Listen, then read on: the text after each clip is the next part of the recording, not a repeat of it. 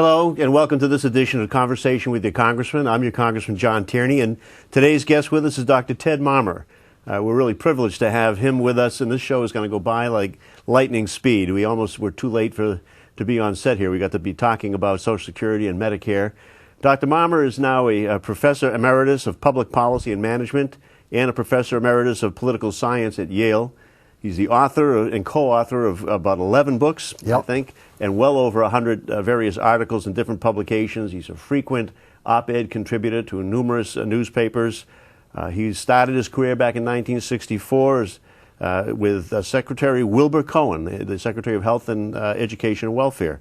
Has been on the faculty at the University of Chicago and Associate Dean of the Minnesota School of Public Affairs, head of Yale's Center for Health Services, member of President Carter's Commission on the National Agenda. He's testified before Congress on a number of occasions. I think probably how I first met Dr. Marmor, although he's consulted for a number of congressional committees, including the Ways and Means Committee, which does a lot of our tax and Social Security and Medicare policy. And I could go on for about a half hour with credits and awards and recognitions. But suffice it to say, he's one of the more renowned experts that we have on issues of Social Security, Medicare, Medicaid, and other public policy issues around retirement and security issues. He's been an expert that we've gone to time and again. And Doctor, I have to tell you, I'm just grateful that you're so magnanimous with your time and your advice. You've benefited Congress and me personally in my position here, and I want to thank you for that. Well, it's a privilege to deal with you, John. Oh, thanks. You know, I wanted to start this off with just asking you to have a conversation about an op-ed piece you wrote in the New York Times at the end of September. Because when I've been talking to people about our current dilemma economically and the way that we seem to be dealing with it as if it was just all numbers, and we use the CBO for the Congressional Budget Office and the OMB for the Office of Management Personnel and all of these different expressions, people sometimes glaze over and wonder if we're hitting it on the head about what really ails them. Will you tell us a little bit about that op-ed? I start you out by saying one of the comments you made was, the title of the article is How Do You Say Economic Security? Right. All right. And you wrote it with Jerry Mashaw, who you write a lot of your materials with. One of my best, longest-standing colleagues and good friends. Is he at Yale as well? Yale Law School, yes. Okay. The comment you made was, the rhetoric today threatens to deprive us of the intellectual resources needed to address today's problem. Will you expand on that for us? Well, I think the point of the op-ed was to highlight just how anemic and inadequate the language we've been using recently to talk about an America which has got more than 9% unemployment, millions of people worried about keeping their homes, and many millions have already lost their homes, a job situation in which people getting out of college or worried about getting back into the workforce. All of those problems, unemployment, retirement, the difficulties of keeping your house, are described as a deficit problem that we have to go on an ascetic diet in order to recover this. And the point of our op-ed was to contrast that language with what President Roosevelt, the language that President Roosevelt used in 1934-35 or 1932-33. And what Roosevelt said was that unemployment, retirement, keeping your house, and economic security is a problem we all share, one way or another, whether ourselves or our family or our friends or our neighbors. And the difficulty of addressing those problems, if you keep on transforming it into an accounting problem. You know, we've got I'm not saying that the deficit makes no difference. I'm saying that if you go back to the 1930s, up through the Second World War, we fought the Depression with activist government. Not everything worked out, but we used the levers of government, and we increased for a period our national debt, and afterwards we drew it down. The same thinking should be relevant today, and I suppose I find it sad that we've had such an anemic conversation, but I feel encouraged by the fact that we had more response to that op-ed than anything I've ever written in my life. Yeah, I'm not surprised. You're not? No, look, when I've talked to people in my district, and I've used that, I think I mentioned to you earlier, I've stolen, I give you credit for it. But you can steal anything you want me to, just tell my mother. Right. So, you know, I talk about your article, and I talk about Tony Jutt's book, Ill Fares the Land, and his comments mentioned a little earlier about we don't talk about injustice or unfairness or immorality anymore. We sort of lost that language. and I talk about your colleague Jacob Hackers, who was probably a student of yours Yes, at one indeed. time. Yes. Now a sort of historian, political scientist, Correct. and policy fellow, who talks about the fact that money has organized. And a lot of other people are now thinking, well, they can buy attitude since the Citizens United case. They can pay lobbyists, make contributions, and so they get their regulations and rules adjusted to their liking. They get their tax codes adjusted to them. And where are the rest of us? Why isn't anybody talking about doing more about the overhang of mortgage debt, which the president just did increase one of his programs on that, but I think there should be more. Why aren't we talking more about our job insecurity, which is get us some jobs? It might take a little investment now, but as you say, pay it down over time. And why is everybody attacking the retirement security that Roosevelt and others, even Eisenhower, built up for people? Why are they looking and saying, we've got a debt problem, let's go after Social Security and Medicare? Can you explain that? Well, I can explain it as to why they're doing it. Yeah. I can't explain that it's a good idea. Right. Why they're doing it is pretty obvious. And people need to understand this. Over the periods of 1935, when Social Security was first created, that's by the Act of 1935, there's been a group of American political leaders and some Americans who've never accepted the legitimacy of that program. So what you've got in 2010 and 2011 is using the economic troubles we've got as an excuse for making arguments they couldn't have made in better times. So it's a solution, reduce Social Security, that's going to be a remedy that's going to be applied to this situation rather than arising from any new thought. So they're against it. Let's just be candid about it. There's some Americans and plenty of American politicians in the Congress who think the role of government is to help people only when they become poor. And the Social Security system is designed to avoid people becoming poor. And that's a crucial difference, whether you use our collective might to protect ourselves from becoming poor. That's what economic security is about. It's prior protection. It's not ex post protection. Think about it this way. People use the analogy of a safety net. I don't want a safety net because it means falling. I want a platform. I want a platform that I can count on. Now, the second thing is that the claim they're making about Social Security is just literally false. It is not the case that the Social Security system has anything to do with the current deficit. Right. None. I mean, should I raise my voice a little bit? Yeah, a go second ahead. time? I have this discussion all the time. Seniors get it. Most people at all ages get it. But some people are a little susceptible because they hear so often, the drumbeat of the people want to get rid of the program that, oh, this is a real problem. Social Security is not going to be there when you get older. It's a problem for our debt, that they're not sure any longer. And as long as the media keeps making the argument of some people say it is and some don't without giving the facts, that people can weigh those arguments against, they validate a very incorrect position. Well, you make a good point, John. Let's imagine you have a conception of media balance, which says give both sides equal time. Right. And one side utters nonsense, the other utters sense. You know what? In the middle is not truth. It's the amplification of nonsense. So let me try to explain on Social Security narrowly. American workers from, let's say, 1990 to 2010 paid in enough from their wages, through their employer as well, enough to create surpluses in Social Security. The U.S. government owes that money, not technically and legally, but politically and morally and culturally. It has promised that if you do that, we will do our best to pay the amounts we anticipate. So the surpluses in Social Security are there. The workers who paid in rightly think they have a moral obligation on the part of the government and a moral entitlement. Funny too, take the word entitlement. One of the corruptions of current politics is to turn the word entitlement into a slur. When I say I'm entitled to it, what I mean by that is I've done what it is that's required for you to have a duty to pay that. It's a cultural term of legitimacy, of appropriateness, and somehow it's a budgetary term too, technically. And that crazy conflation of the budgetary meaning with the moral and cultural meaning. So on the Social Security thing, the U.S. government is obliged to pay the bonds that have been in effect invested. It's not, leave aside the technical touch. Right.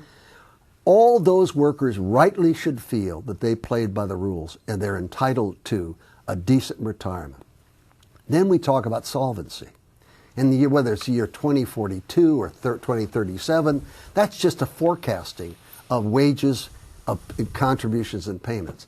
And let me just say this to your constituents.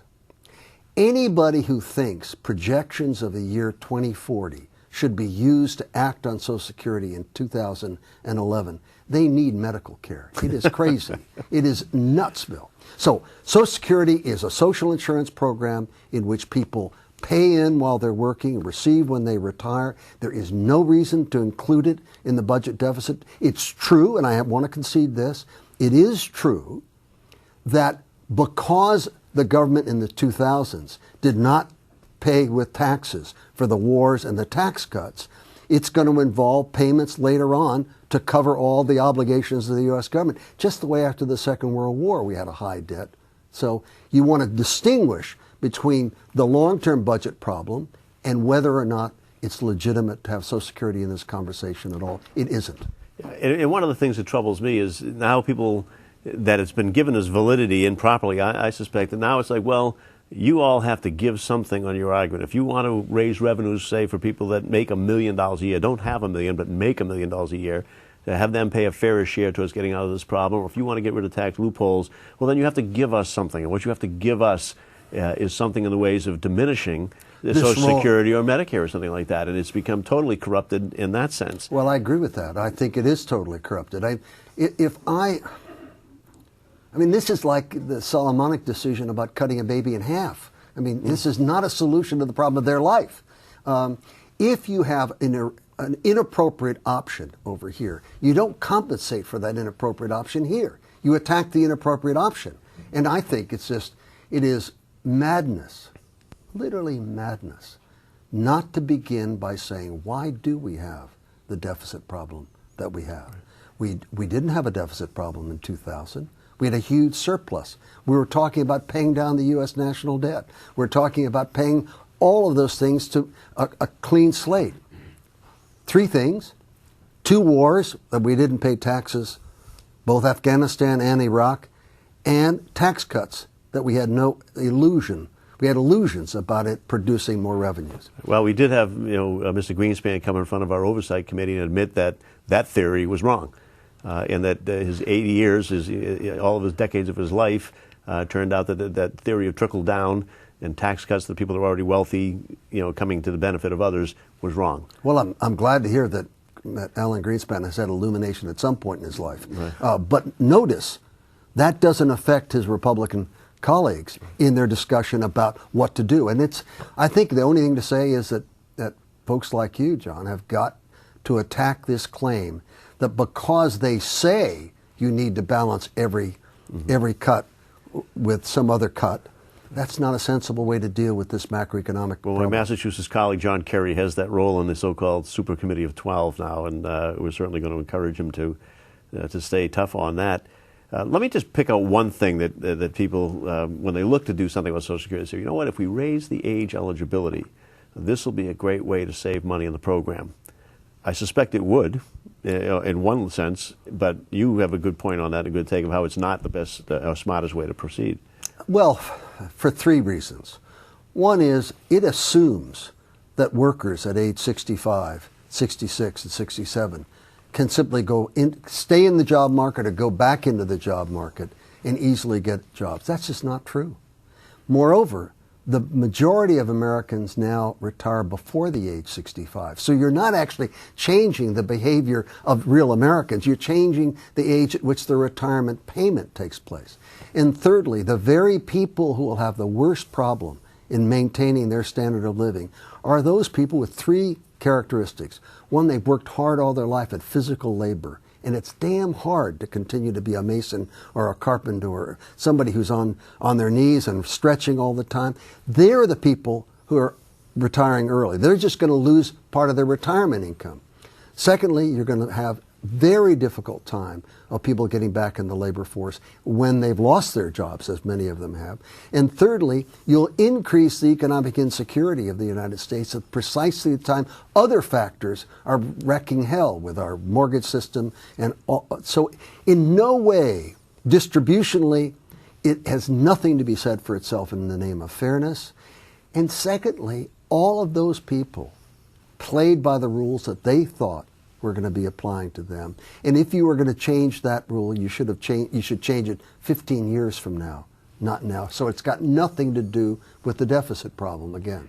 Well, the commission that was out there, Senator Simpson and others on that, And Bowles, Erskine Bowles, they made the notion that if they would do it, they would have to make an adjustment for just those people that you were talking about. So that would diminish any savings that you had anyway. Well, that's true, and it's also pretty administratively complicated to sort out who deserves special treatment and who doesn't. It also violates the principle of social insurance.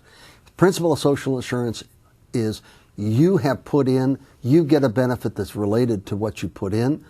The lower your average wages, the higher the proportion of return is. Why are we making that more complicated? It's not a good idea. Well, say I'm for a job, I lay carpet, so I'm down on my knees all day, stretching, banging, tacking, or I do fix walls and putting up wallboard all day, or really tough physical jobs, doing iron work on things of that nature. I'm probably going to end up getting a disability if you switch it to 67. I may not physically be able to work beyond 62 or 65. So that's also going to diminish. Insofar as people do that, and that's one form of compensation. Right. Actually, the Social Security disability system is pretty tough in its eligibility. So you're going to leave. You're either going to be on disability or you're going to be in trouble. Neither one of which is legitimate. And certainly, it's not legitimate to treat anything in Social Security as part of the deficit reduction program. Yeah. You had an occasion yesterday to speak to a sizable group of people. Was it Virginia? No, it was in New Jersey. New Jersey. In Morristown, New Jersey, to the Lifetime Learning Center, which brings together about 300 or 400 senior citizens in that part of New Jersey. And you got a chance to talk about some of the claims on Medicare. One of the things that I, again, refer to you as an expert and others on this is, Medicare, the costs of Medicare are increasing, but the cost of all health care is increasing. And when people try to conflate, again, Medicare being the issue and the problem, I think they miss the fact that health care cost increases are the problem in a budget all the way across the board, and that Medicare, in fact, is administered better than most of your private plans. So you talk a little bit about that and get people on the right path thinking. Well, just one thing at a time. The first thing is Medicare is administratively less costly than private insurance. It costs about 3 cents in the dollar, or a little bit more than that, maybe 5 cents in the dollar, and maybe 4 times greater in private health insurance. So you save nothing by moving somebody from Medicare to private insurance.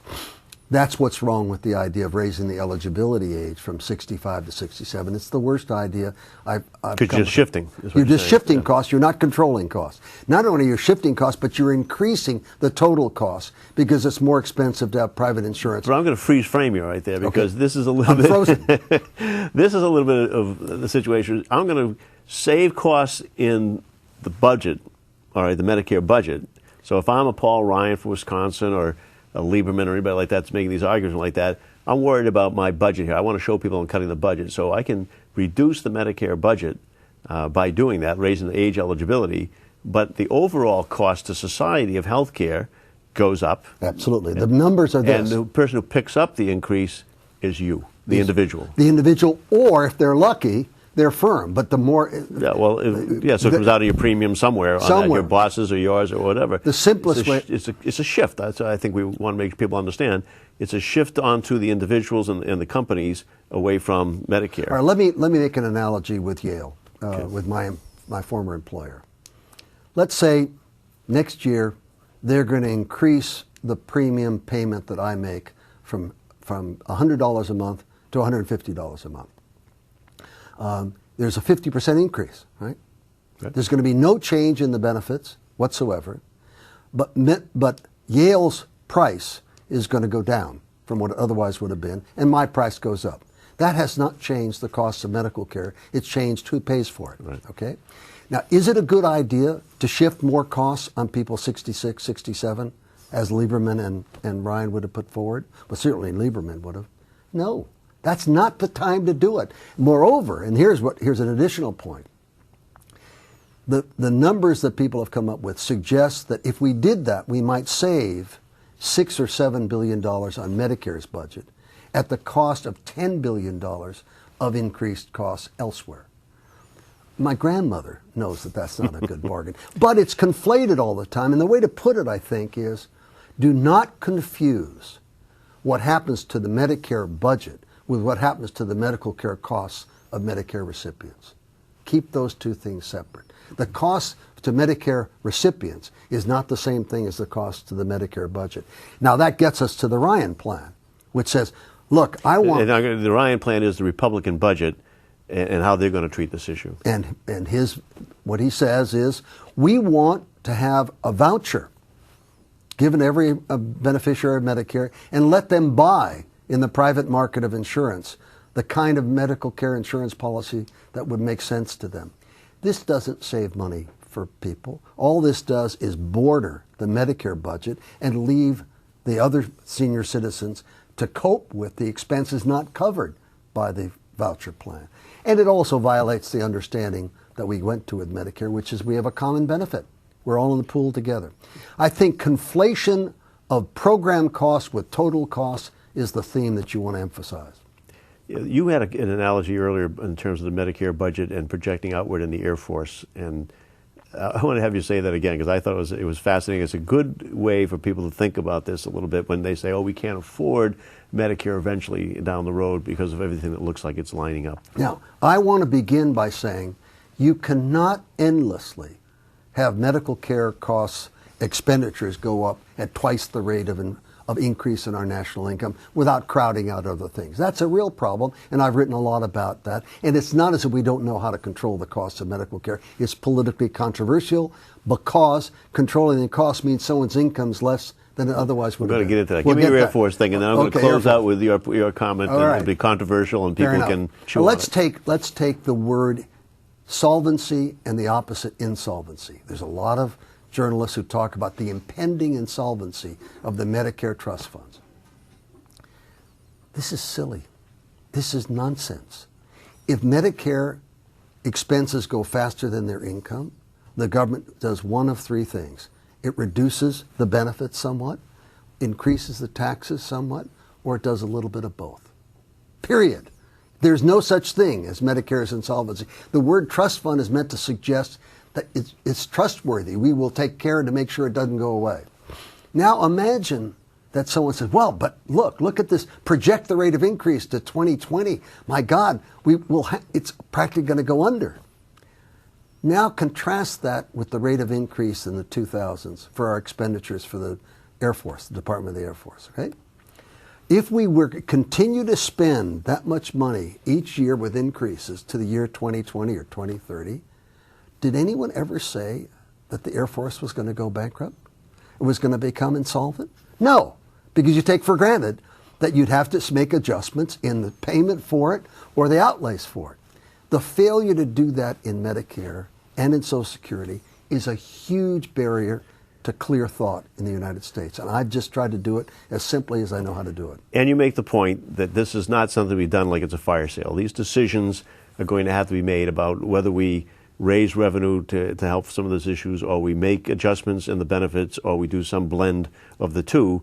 Usually, I think, said it should be done like 10, 15, 20-year thoughtful period of how we're going to do that, not spontaneous, immediately knee-jerk thing in the middle of a financial crisis, which this really has very little to do with. Medicare Part B and C has something to do with it. Absolutely, John. I mean, I don't know how to say it. You said it. Yes, you said it as well as it could be said. So get to the controversial part. Your theory of the only way that we're ever going to be able to contain health care costs, not just in Medicare, but health care costs in generally, is to use a budget. There's no alternative to it.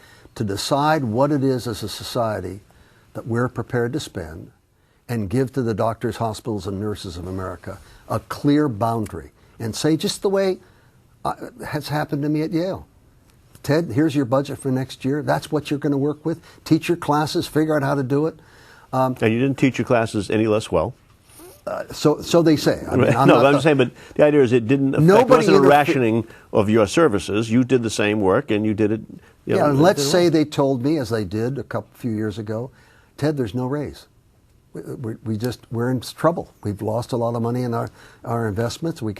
Now, did I then say, well, I'm not going to go to work? No, not at all. I lived with those facts because they made clear. Likewise with us. If we have a period of economic growth, things will lighten up. But during the period of trouble, everybody's got a share in that. And so the point that I want to make is this.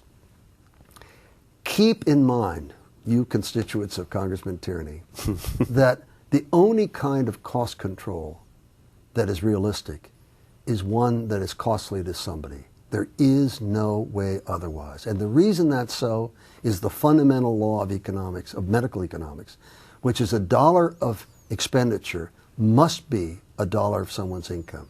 That means that the only way we're going to deal with cost is to restrain either the activities or the price from rising more rapidly than we can afford. And that's what the lesson of our competitors.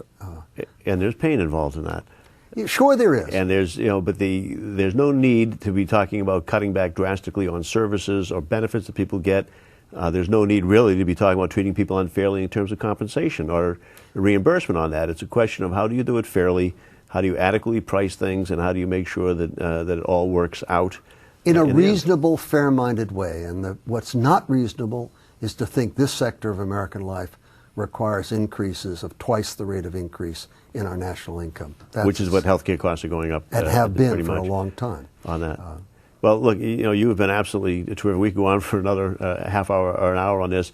I was wondering if I asked you to come to the district sometime and maybe we get some of our folks together, have a longer discussion about this, would you be willing to come? I'd be happy to come, and I really encourage any such gathering where there's a lot of time for questions and answers, because that's what I found most useful. I think so. I think we need to do that. We need to have this conversation with people where they can get all their questions out. And as good as television is, it's better face-to-face. Yeah, well, hopefully this is a tease. Hopefully this is people who say, well, I want to know more. I want to ask Dr. Marmor for the questions on that. I appreciate it very much. And again, thank you for being on our show and sharing your wisdom with us. Well, thank you for inviting me. Thank you.